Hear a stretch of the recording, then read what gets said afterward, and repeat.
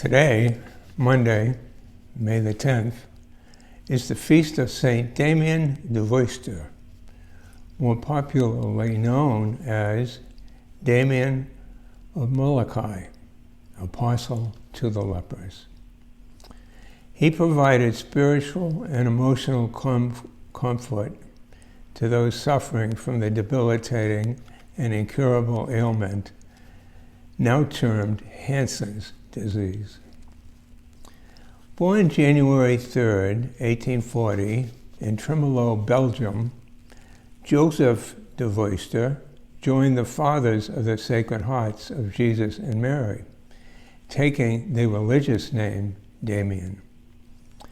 When his brother, also a member of the congregation, became ill and was unable to leave for assignment in the Hawaiian Islands, Damien went in his place, leaving the sheep, as it were, in Belgium to become shepherd in the Hawaiian Islands. Indeed, he was ordained in Honolulu in 1864, and then for nearly a decade served in 2 of the mission stations. In 1873, he responded to a call for volunteers to minister on Molokai, an island used in part by the Kalalupa leper colony, located on a peninsula and separated from the rest of Molokai by a steep mountain ridge. Parenthetically, from 1866 to 1969, about 8,000 were sent to the colony for medical quarantine. At the time, there was no cure, and those who contracted the disease were shunned because of the effect on one's physical appearance, and also the belief that the disease was the result of immoral behavior. Early on, drunkenness and lewd conduct indeed prevailed in the first few years in the new leper colony. And when Damien himself later contracted it, he was accused of having violated his vow of celibacy and subjected to demeaning examinations. From about 600 lepers on the island, the number continued to grow. Living conditions were so bad that Damien referred to the place as a, quote, living cemetery, unquote, and a, quote, human jungle, unquote.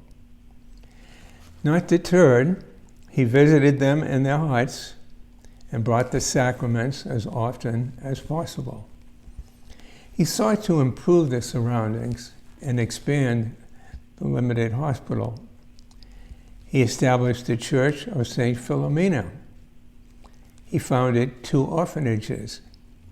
Father McBrien lists his multiple responsibilities to include those of a pastor, physician, counselor, builder, sheriff, and undertaker. Specifically, in addition to serving as a priest, he dressed the residents' ulcers, built a reservoir to improve the water, built homes and furniture, made coffins, and dug graves.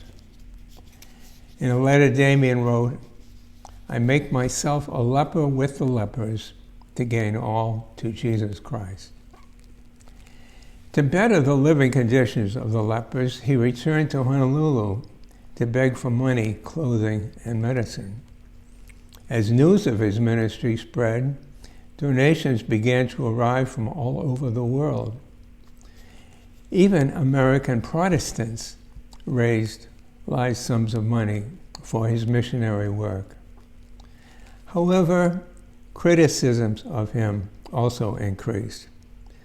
Some, and this was a period of Protestant-Catholic conflict on the islands, some felt him to be autocratic and quarrelsome, coarse and boorish, and they were repelled by his standards of personal hygiene. As an example, he would eat food by hand with the lepers. Damien himself finally was diagnosed with leprosy in January of 1885. At first, he was distraught and also forbidden to leave the island or have visitors. Later that year, however, he became resigned to his condition, accepting it as God's will and describing himself as the, quote, happiest missionary in the world, unquote. Things improved dramatically. He spent a week in a Honolulu hospital where he was visited by the king, the prime minister, and the bishop. The next year, in May 1886, an American layman, Joseph Dutton, joined him as an assistant. And in 1888, finally another priest arrived.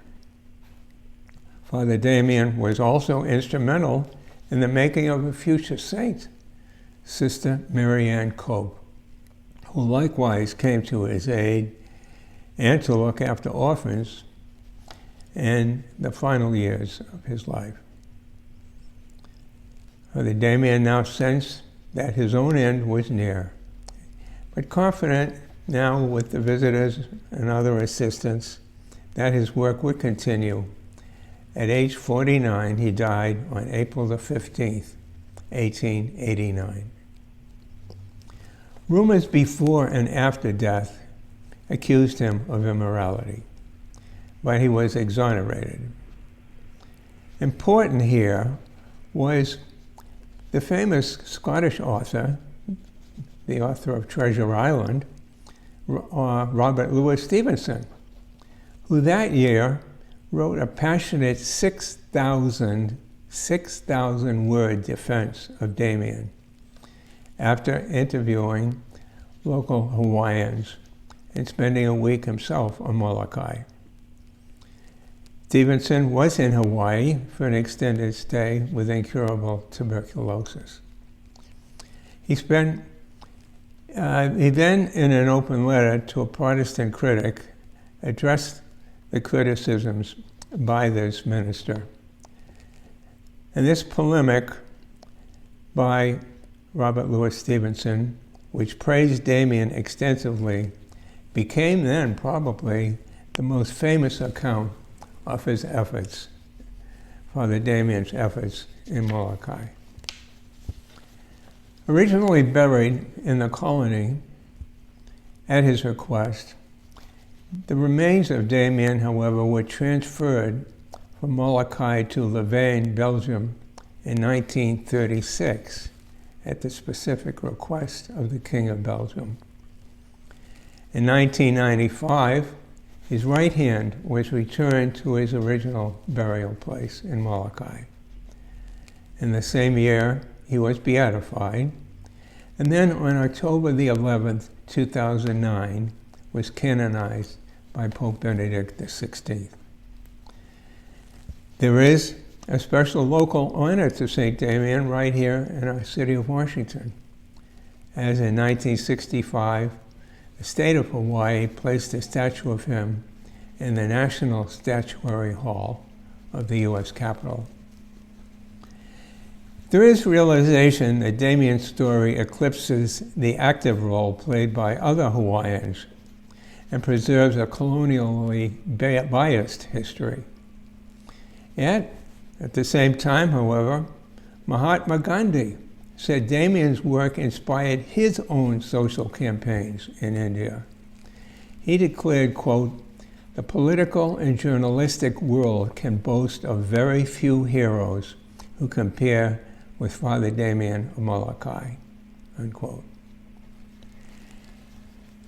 Then, on the occasion of Damien's canonization in 2009, a Protestant Barack Obama stated, quote, "In our own time, as missions around the world suffer from disease, especially the pandemic of HIV/AIDS, We should draw on the example of Father Damien's resolve in answering the urgent call to heal and care for the sick, unquote.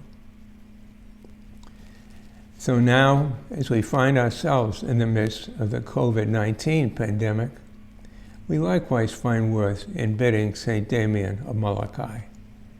Pray for us.